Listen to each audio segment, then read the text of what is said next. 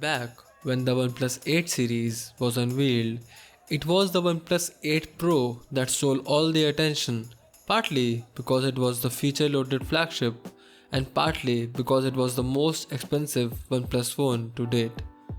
But in all that craze and excitement, we overlooked the OnePlus 8. The OnePlus 8 is the cheaper of the two OnePlus 8 series flagships, and even before I conclude my review, I can confidently tell you that it is the one that I prefer using. I am Rohan from TechieTechTech and this is our OnePlus 8 review.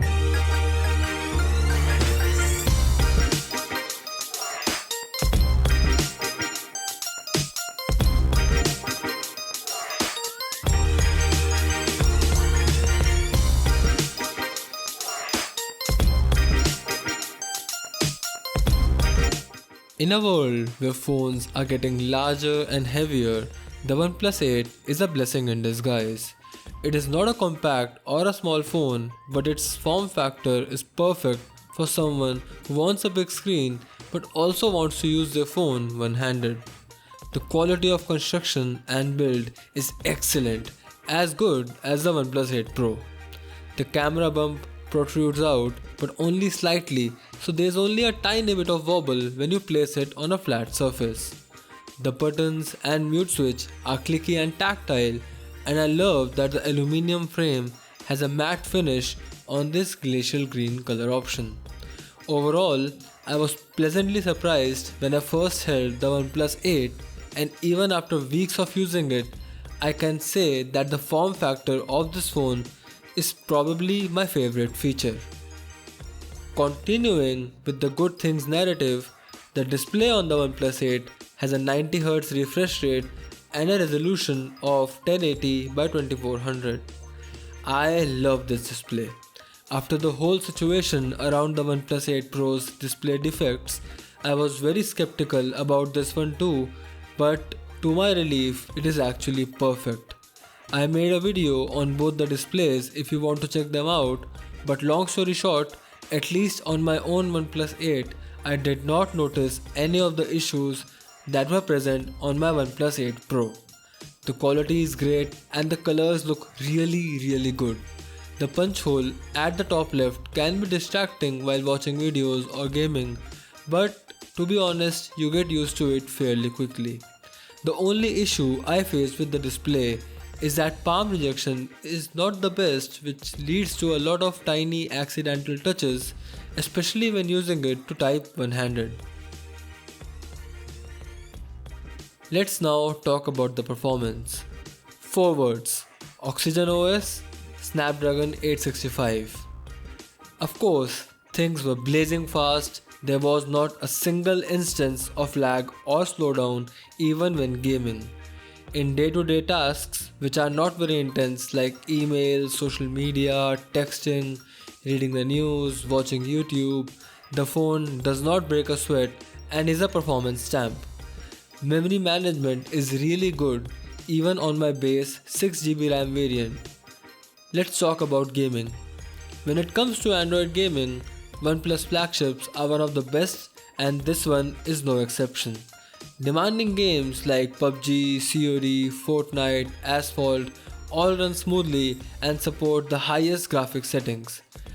After 30 or so minutes of PUBG, the phone does get hot, but it did not lead to any throttling. For what it's worth, I think the OnePlus 8 is one of the best phones for gaming and definitely the best option in its price bracket. Moving on to what is probably the weakest point of the OnePlus 8, let's talk about the camera. So we'll first discuss the photography aspect and then we'll move on to the videography aspect. For photography, the OnePlus 8 takes fairly good pictures with accurate color rendering and exposure, especially with the primary 48 megapixel shooter. HDR has significantly improved from last year both indoors and outdoors. The front camera has also improved and takes crisp selfies, especially outdoors in natural lighting. I still can't digest the fact that OnePlus went for a 2 megapixel macro camera instead of a telephoto lens. Nonetheless, it takes excellent portraits with really good subject separation, so a +1 for OnePlus for that.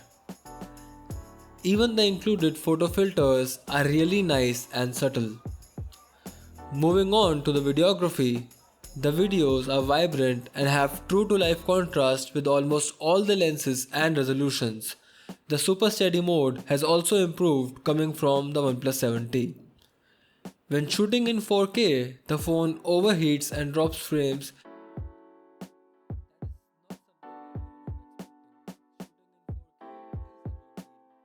The most annoying thing is the random app crashes and the camera app's terrible UI. I cannot tell you how many times during our testing we were all ready with all our gear and the camera app just kept on crashing until we restarted the phone again and again. In short, the color science has improved significantly compared to last year's OnePlus 7 series. So, OnePlus is on the right path with the right processing and camera hardware, but the unoptimized camera app delivers a bad camera experience. I am hoping for a software update to fix all the random app crashing and overheating, but if we take it all apart, the hardware and the results combine together to give a good camera experience. Not a flagship level camera experience, but I can promise you that it is good enough for most of the people out there. Moving to the battery life, this was another area where I was pleasantly surprised. While the 4300 mAh battery is a big enough capacity, the higher refresh rate display and the flagship 865 processor are also very power hungry. But the battery life is actually really good. Not good enough to last 2 full days of heavy usage, but good enough to last a full day or even a day and a half of mid to heavy use. Gaming does tend to drain the battery a lot faster, but to be fair to the OnePlus 8, that's the case with pretty much every phone out there. We do have a stereo speaker setup here which sounds really good, and although I don't have my OnePlus 8 Pro to compare right now, I think both the phones use around the same speaker setup and the sound output is pretty much the same. There is no headphone jack, but I guess that's the new normal, so by this point we are pretty much used to it. The fingerprint sensor seems to be unchanged from the OnePlus 7 Pro, which means it is still very reliable, very accurate and lightning fast. As I finally conclude this review, I just want to say that I did not give a thought to the OnePlus 8 and I probably wouldn't have got it and covered it if my OnePlus 8 Pro did not have those display issues. But I'm actually happy that it happened this way because I really like the OnePlus 8. It feels amazing in hand and everything that's essential to me is top notch. And given that this is the base 6GB variant, it feels like the price difference between this and the base OnePlus 8 Pro is so much, especially when you see that the differences in real life usage are so few. So to everyone who is thinking about buying a OnePlus 8 or an 8 Pro or is on the fence about which phone to get in this price range, I can wholeheartedly recommend the OnePlus 8. I hope you liked this review guys. Keep the discussion going in the comment section below. I will be replying to each and every one of you. I am Rohan from TechieTechTech and I will see you in the next video. Bye.